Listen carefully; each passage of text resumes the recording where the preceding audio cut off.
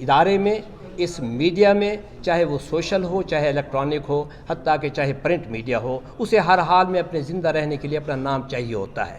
اس قسم کے لوگوں نے مفتی عبدالقوی صاحب سے کا سہارا لیا اور اس طریقے سے ایسے پروگرام جن کا علم دین سے کوئی تعلق نہیں تھا، ان پروگراموں میں ان کو بلایا جاتا، اور پھر ہوتا کیا، نمبروں کے چکر میں آپ کو پتہ ہی ہے جو کچھ ہو رہا ہے۔ تو پھر ایسی خواتین کو بلانا شروع کیا جن کی شہرت اچھی نہیں ہوتی تھی، جس کا نتیجہ یہ نکلتا کہ عبدالقوی صاحب شہرت تو ضرور پاتے گئے، مگر بات وہی ہو گئی، بدنام جو ہوں گے تو یہ کیا نام نہ ہوگا۔ بس ایک خواہش تھی کہ نام ہونا چاہیے۔ ہمارے پارسا خاندان جس کے سب جتنے بیٹھے ہیں سب حافظ ہیں، کوئی غیر حافظ نہیں ہو سکتا۔ ہمارے خاندان کی پہچان ہے کہ یہاں کوئی بچہ بچی غیر حافظ نہیں ہو سکتی۔ تو اتنی عظمت والے خاندان کو میں کس طرف لے کے جا رہا ہوں، کوشش کی گئی، ان کو سمجھایا گیا۔ میں ان سے تھوڑا بڑا ہوں، چچا بھی ہوں، اور پھر مجھ سے بڑے بھائی، پھر ان سے بڑے بھائی، تو سب سے بڑے بھائی وہ تھے جن کے وہ صاحبزادے ہیں، وہ بھی سمجھاتے تھے، لیکن شاید یہ شوق جو ہے ان کو رکنے نہیں دیا اس نے، اور وہ چلتے رہے، حتیٰ کہ ان سے کچھ باتیں ایسی ہونے لگیں، کچھ حرکتیں ایسی ہونے لگیں جن پر اعتراض بڑھنے لگا۔ بہت حد تک سمجھانے کی کوشش کی گئی۔ میں نے ان کو اپنی استاذی کا حوالہ دیا کہ جب تم بچے تھے تو میں نے تمہیں کس قدر پڑھایا تھا، میرے ابا جان نے فرمایا تھا کہ یہ میرا بڑا پوتا ہے، یہ میں آپ کے حوالے کرتا ہوں۔ آپ کو حیرانی ہوگی اللہ کا کرم کرتے ہوئے تحدیث نعمت کے طور پہ کہہ رہا ہوں، میں 13 سال کی عمر سے پڑھا رہا ہوں۔ 13 سال کی عمر سے قرآن حدیث کی ٹینس بڑھ گیا تھا۔ الٹی سیدھی باتیں کبھی کبھی ہمارے کانوں تک آتی تھیں، ان کا جواب بھی ان کی طرف سے مل جاتا تھا، ہم چپ ہو جاتے تھے۔ لیکن یہ جو طوفان پچھلے دنوں بپا ہوا ہے، آپ میں سے کوئی اس سے باخبر نہیں ہے۔ جو الفاظ، جو حرکات ہماری آنکھوں نے، ہماری کانوں نے سنے ہیں، دیکھے ہیں، اس سے پورے خاندان کو بے تحاشا تکلیف ہوئی ہے۔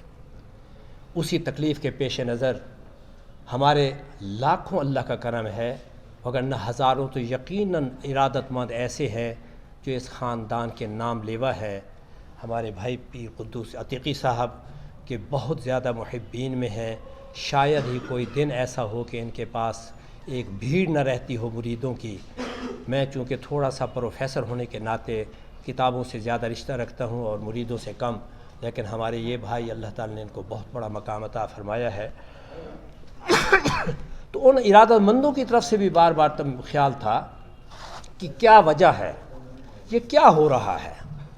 ہر بار یہ جب واپس آئے اپنے پروگرام سے تو ہم نے ان سے پوچھا تو یہی جواب دیا گیا کہ نہیں میں نے یوں کہا تھا، یوں کہا تھا، یوں کہا تھا۔ لوگ جلتے ہیں، لوگ بات کرتے ہیں، لیکن یہ جو پچھلے 3-4 دنوں سے جسے میں طوفان کا نام دے رہا ہوں، یہ جب سے آیا ہے، یقین کریں کہ پورا خاندان سکتے کی عالم میں ہے۔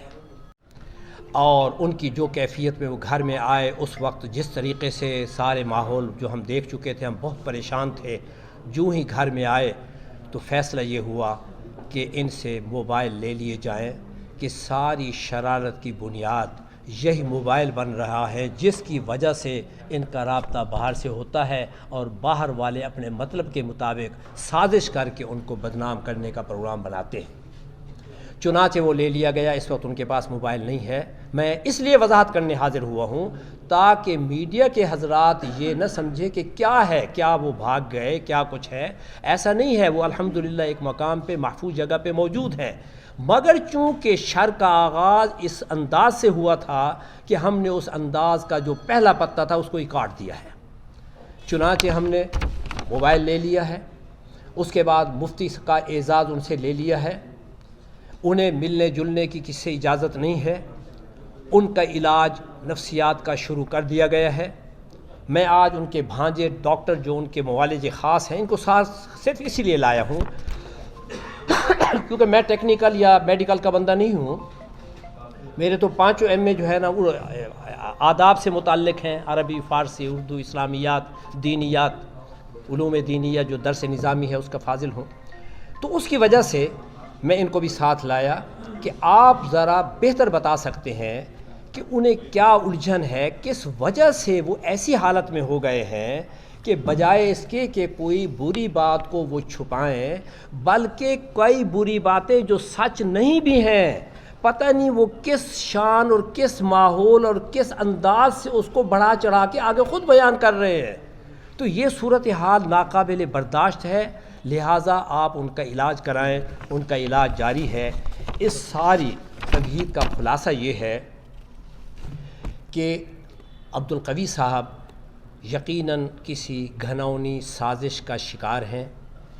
میں بالکل یہ نہیں کہنا چاہتا کہ وہ بے قصور ہیں، کیوں؟ اس لیے کہ ان نے یہ اپنے گرد جو جال بنایا اس کے ذمہ دار بھی وہ خود ہے، وگرنہ وہ اگر احتیاط کا دامن تھامتے اور اس قسم کے ہر ماحول سے پرہیز فرماتے جس میں کہ علماء دین نہیں شرکت کیا کرتے۔